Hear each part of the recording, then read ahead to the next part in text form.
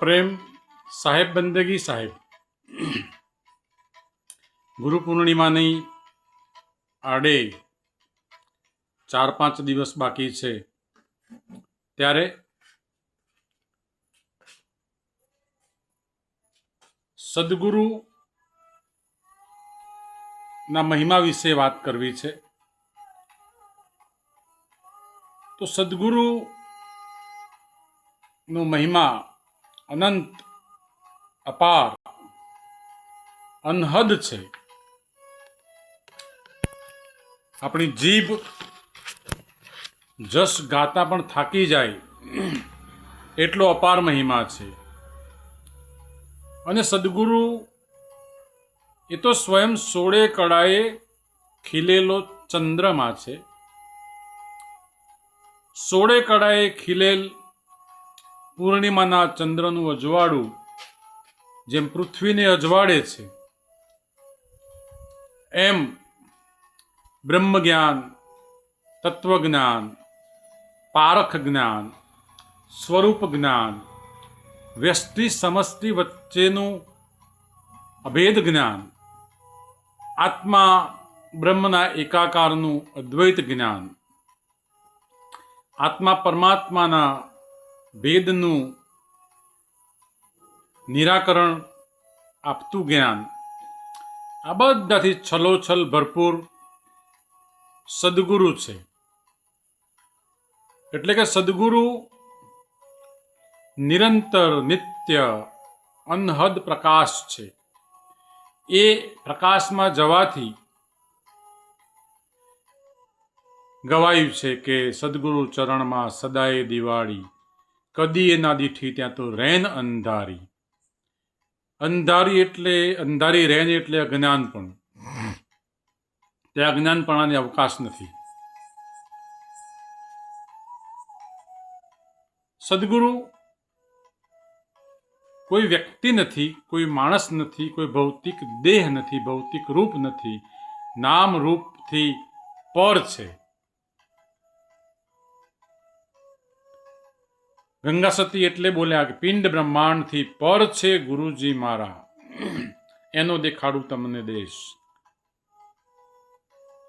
એમ સદગુરુ કબીર સાહેબે પણ આ બાબતમાં આપણને ચેતવતા કીધું કે ગુરુ કો મનુષ્ય જાનતે, ગુરુ કો માનુષ જાનતે वो नर है अंध, होय दुखी संसार में आगे जम की फंद.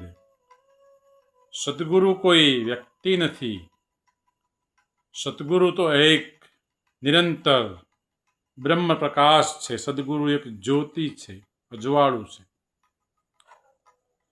કબીર સાહેબ બીજી એક પંક્તિમાં પણ સરસ વાત કરી. દીપક હૈ તો ઘટ ઉજિયારા, જ્ઞાન ગુરુ મન ચેલા હૈ.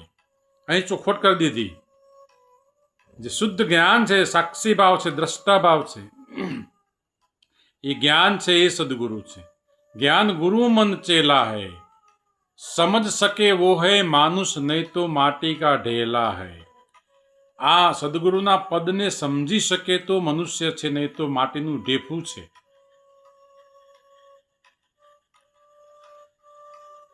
બાસી જીવણ સાહેબે પણ જ્યારે એમને ગુરુ તત્વનો પૂર્ણ અનુભવ થયો ત્યારે એમણે પણ આપણને ભીતરમાં મથવા કીધું, ગુરુ મારા કાયામાં ગોતું, મારા વાલમના કરું વખાણ, 10મા દ્વારે દેરી બિરાજે, રાખો તમે દોડી દજાના પ્રમાણ. આ ગુરુને કાયામાં શોધવાની વાત કરી. આપણે સંપ્રદાયોમાં શોધીએ છીએ, આપણે વાડાઓમાં શોધીએ છીએ, આપણે ભેખમાં શોધીએ છીએ, આપણે શબ્દોમાં શોધીએ છીએ. દાસી જીવણ સાહેબના ગુરુ ભીમ સાહેબ પૂર્ણ જ્ઞાની મહાપુરુષ હતા. આ જ વાત સતાર શાહ મહારાજે કરી. મારે આંગણીએ અજવાળું, રૂડું હૃદય સિંહાસન ઢાળું, ગુરુ મૂર્તિ પ્રેમે નિહાળું, ગુરુ મારા આંગણીએ પધાર્યા. સદગુરુ આવ્યાનું પ્રમાણ છે, સદગુરુના દીદાર દર્શનનું પ્રમાણ છે અજવાળું.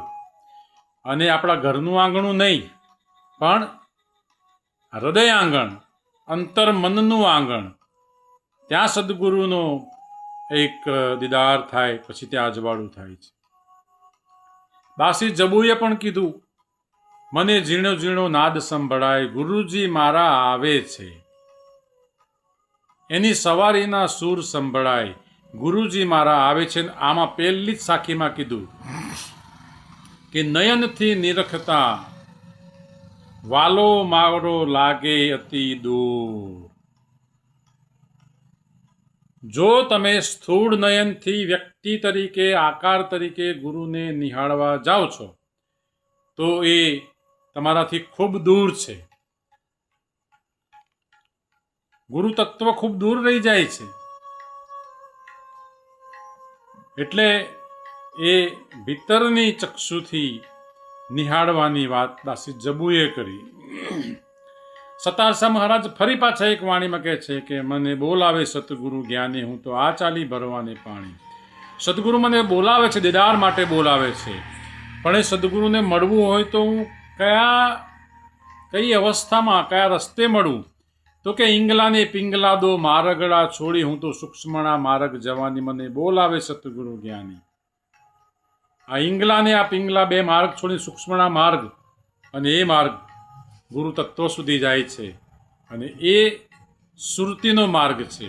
અને એ સુરતીના માર્ગે ભીતરમાં નિરાકાર તત્વ ગુરુરૂપ દર્શન કરવા માટેની વાત કરી. શંકર મહારાજ થયા ઉનાવામાં. એમણે ગાયું, હંસા ગઈતી ગુરુજીના દેશમાં, ત્યાં તો જળહળ જ્યોતિનો પ્રકાશ અગમ ઘેર જઈ ચડી. કેટલા સંતોએ ગુરુનો એક મહિમા,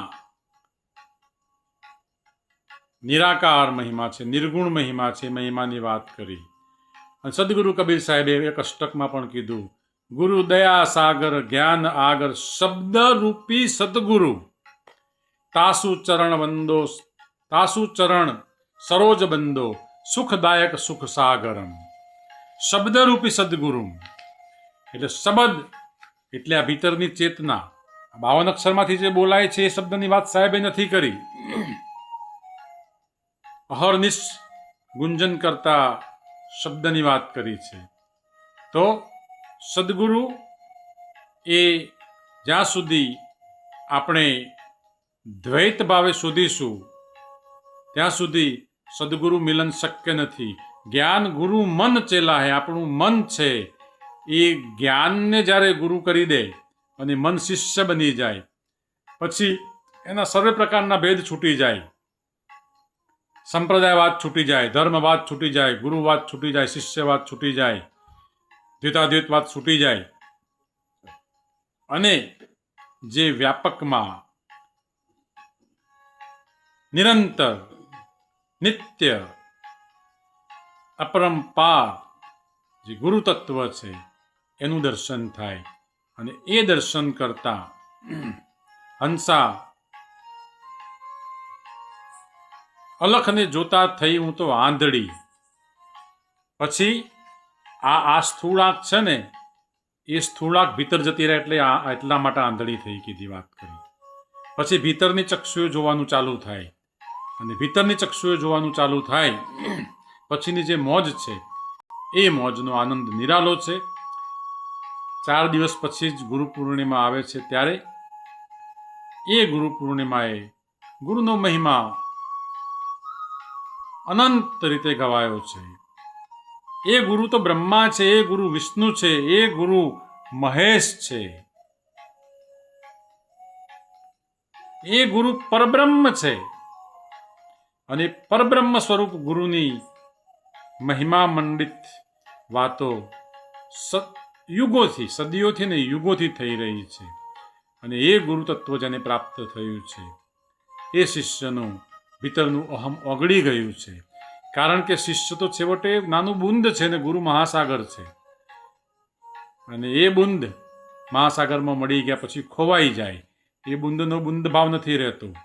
એમ સદગુરુ એ પૂર્ણ બ્રહ્મ અનંત મહાસાગર સ્વરૂપ છે. એવા સદગુરુને ગુરુ પૂર્ણિમાના અવસર પૂર્વે કોટિ સાહેબ બંદગી સાહેબ, સાહેબ બંદગી સાહેબ, સાહેબ બંદગી સાહેબ.